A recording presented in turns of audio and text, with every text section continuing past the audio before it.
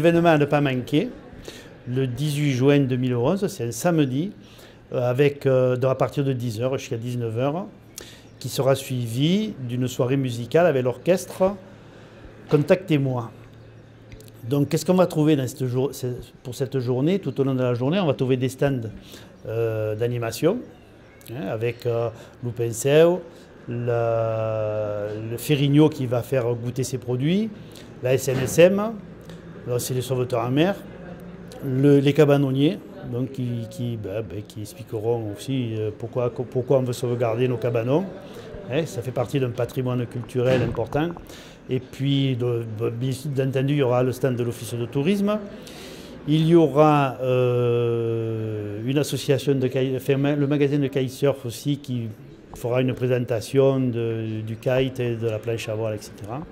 Et puis, la barbe à papa avec ses churros et un grand château de 6 mètres de haut pour un peu faire patienter les enfants pendant que les parents iront goûter les produits Ferrigno ou les produits des conchiliculteurs.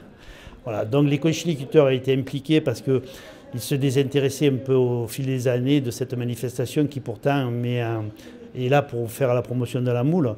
Donc ils auront aussi un stand où ils montreront quel est leur métier, quel est leur travail. Et à partir de 19 h le samedi, ils feront déguster des moules préparées sous toutes les formes avec moules frites et des poissons grillés. Voilà en gros ce qu'on aura. Par contre, les restaurateurs de la ville, pratiquement une majorité de restaurateurs, ont décidé, sous l'impulsion de l'Office de tourisme, de mettre en avant un menu spécial terrasse de la mer qu'on pourra déguster toute la journée. Également, ne pas oublier, pour que cette journée convienne un peu à tout public, un marché artisanal. Donc à l'heure actuelle, nous aurons certainement entre 12 et 14 commerçants qui viendront s'installer sur ce marché artisanal. Et les puces nautiques. Les puces nautiques, ça permet aux commerçants amateurs, on va dire, de pouvoir venir vendre des produits liés à tout ce qui est maritime.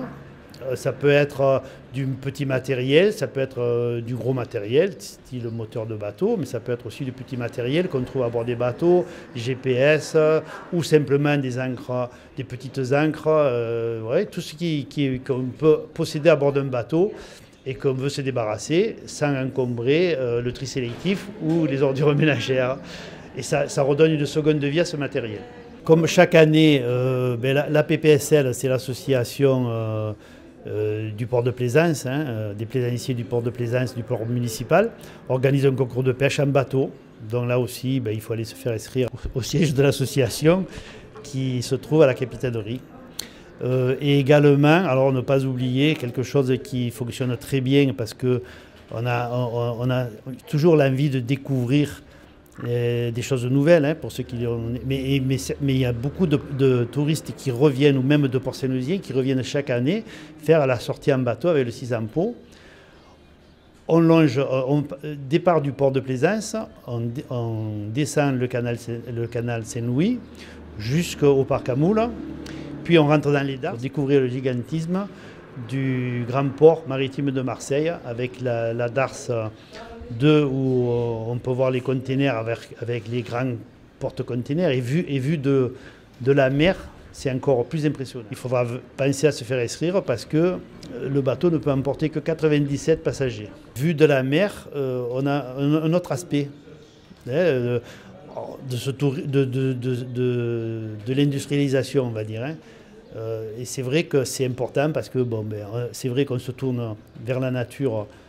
D'une part, notre environnement camarguais, nos plages, mais également, il faut penser qu'il faut du travail pour tout le monde et donc le site industriel procure des emplois. Dans le bassin central, il y aura également une démonstration de kitesurf et de foil surf organisée par l'association Delta Mistral Camargue.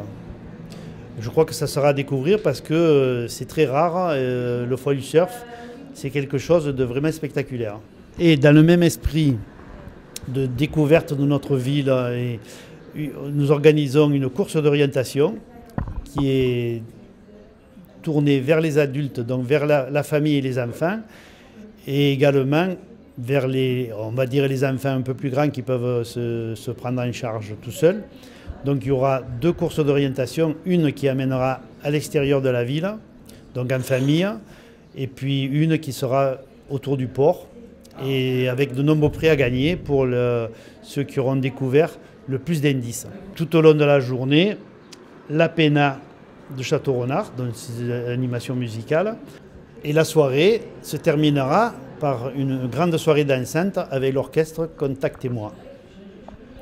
Voilà, j'espère que les Port-Saint-Louisiens se déplaceront nombreux et que les visiteurs seront attirés par cette journée et tous ces événements qui vont se passer sur le port central.